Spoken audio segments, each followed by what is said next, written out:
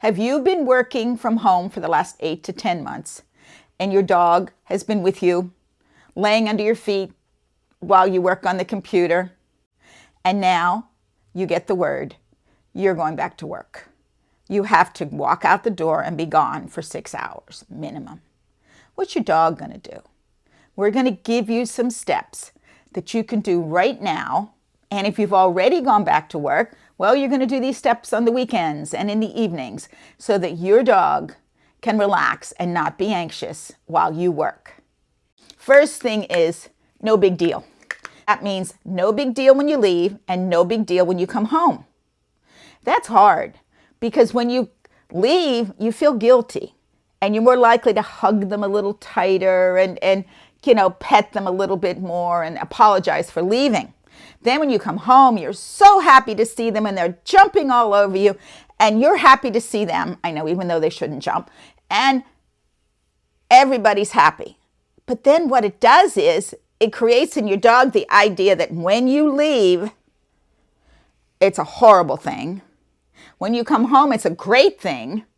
So they're going to start to get excited and anxious, hoping that you're coming home. So we got to stop all that. No big deal.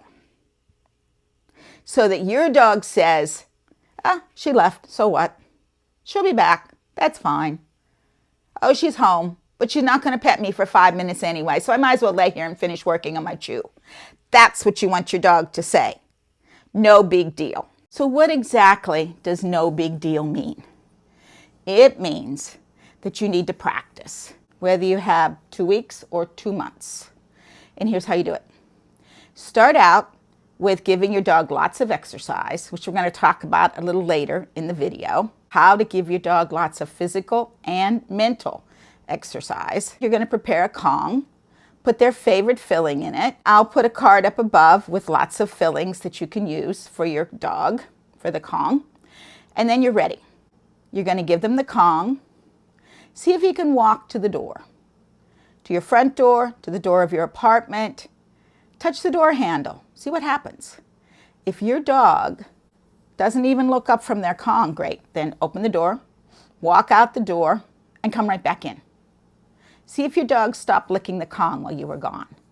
If they did, then you can't go quite so far. So just go to the door, touch the doorknob, and then come back and sit down.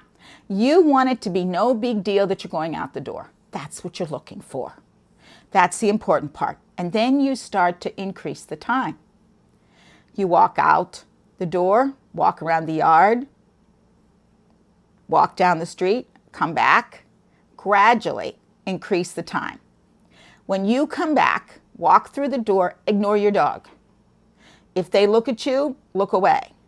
You want it to be no big deal. They continue working on their Kong, you go and sit down. That's what I mean. That's the first step. That's the easier step. So that's the easier part. What do I mean by that? Because you haven't picked up anything that tells your dog that you are going to work. Next, we're going to try and see what triggers your dog to get anxious.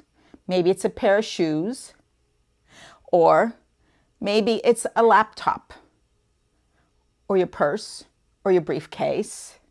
Maybe it's a certain shirt you put on, or jacket. That's what we want to do next. So you're going to start with the trigger, and that's what it is. It's a trigger that causes your dog anxiety.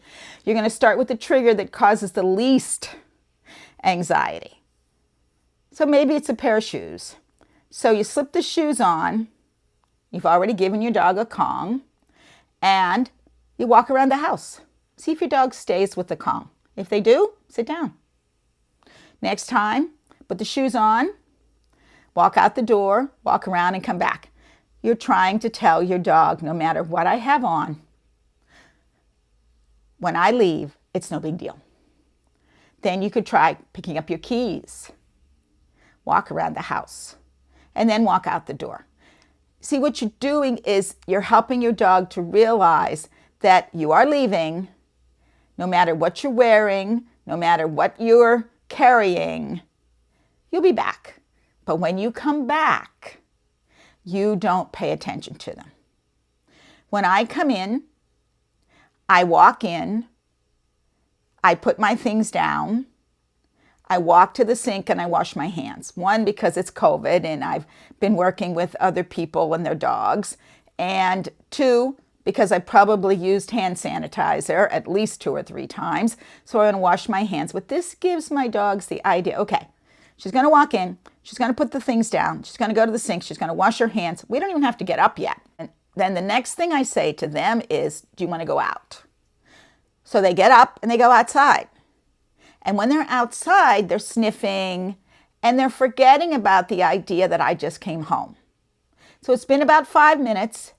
And then what I do is I call them over to me and I love them and I pet them. But it's not associated with me walking through the door. So that's what you want to do to help your dog so they're not anxious when you leave for work, when you're at work, and when you come home from work.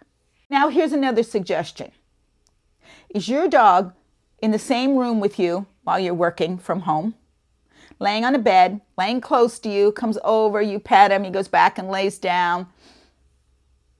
Well, that's teaching him you're home all the time. So we have to help him to realize he can be alone even when you're in the house.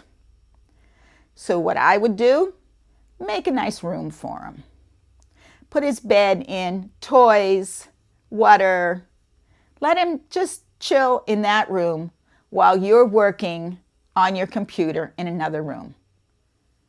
When you go in to greet him in that room or let him out of that room, make it a no big deal. Let him come out of the room, sniff, go outside, go for a walk, whatever you want to do.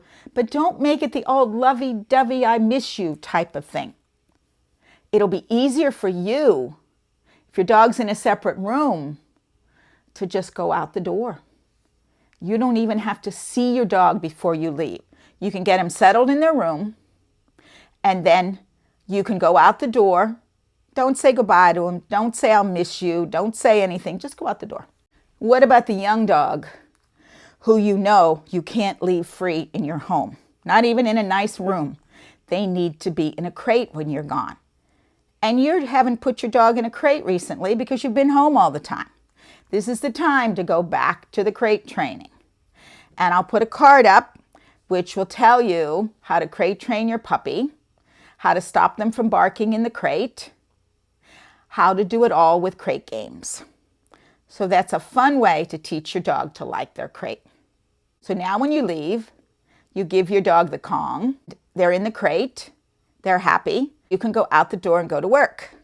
You can also set up a camera. Set up a camera right in front of the crate, or set up a camera right in the room. You can check on your dog on your phone. You can see how they're doing. Some of the cameras, you can even dispense treats from them. All good ways to keep an eye on your dog and make sure that they're doing well and they're safe. Here are some more suggestions if you know your dog is getting anxious. Thunder shirt helps your dog to relax, feel comfortable while you are gone. But please don't put the thunder shirt on just as you're going out the door. You need to help your dog to realize that they can wear the thunder shirt anytime, day or night. Just makes them feel better. So there's no association with the thunder shirt and you leaving. Also, there's an Adaptil Collar that you can purchase that sprays pheromones that helps the dog to relax and feel more comfortable. You can play classical music to help your dog to relax. All these things are important, but remember, the most important thing is to start with practicing with you leaving for very short periods of time. Walk out the door and come back. And then extend the time and the distance until you can be away for an hour and a half, and you come back or you check in on your dog and you know that they're sleeping and relaxing. If you have a dog that's going to be alone for a number of hours, you may want to ask someone to come in. Let your dog out to go to the bathroom. Take your dog for a walk. It can be a friend, can be a family member, or you can hire someone. You can hire a dog walker. Interview the dog walker, make sure you're happy with everything that they tell you, and ask the dog walker to come and meet your dog when you're at home. Let them take your dog for a walk so that your dog and the dog walker starts to develop a relationship before they have to come into your home to get your dog when you're not there.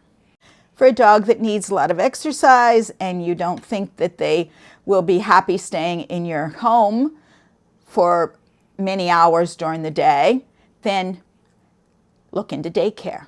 There are many good daycare. Go and visit, talk to the people, see the dogs, see how they're treated, see the safety, and choose a daycare. And your dog can go there 2 or 3 days a week.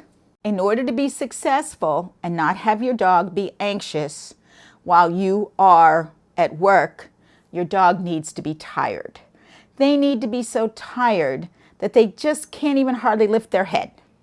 Just enough to lick their Kong and go back to sleep. How do you do that? Get up earlier, take them for a long walk, feed them their breakfast, take them for a walk so they can pee and poop, and get them settled with enough time before you go to work. And then when you come home, again, take them for a walk, throwing a ball, give them lots of exercise, give them physical exercise. All that will tire your dog, but that's only one type of exercise. Brain games, mental stimulation. That type of exercise is many times more exhausting than physical exercise. Here are some pictures of Nikki and Beezy. Every morning they get a Kong. This one has their raw food in it with yogurt. Here is a licky mat. This is their dinner. That one has pumpkin, their dog food, a little bit of sweet potato, and on the mat they are licking, which helps them to relax. Here's the Nina Ottoson, the brick, and the tornado. All of these games are great to tire your dog out. And there are many more. Trixie Mad Scientist. And their favorite one, which they get at least every day, is the Omega Paw Tricky Treat Ball. Now, I haven't termed this separation anxiety.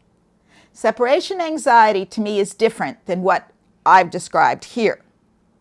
I've described a dog that's anxious, barks, bored, needs something to do, and needs to realize that it's no big deal you're leaving. If you have a dog with true separation anxiety, when you do leave, they're going to tear the baseboard around the doors when you leave. They're going to pee and poop. They're going to scratch at the windows. They're going to go for any surface area where you have left from.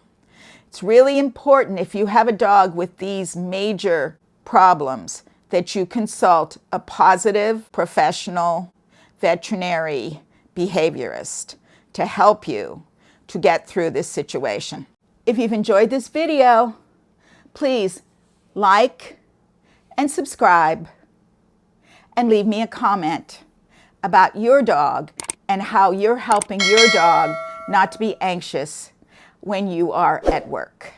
Here are 2 videos that can give you even more information.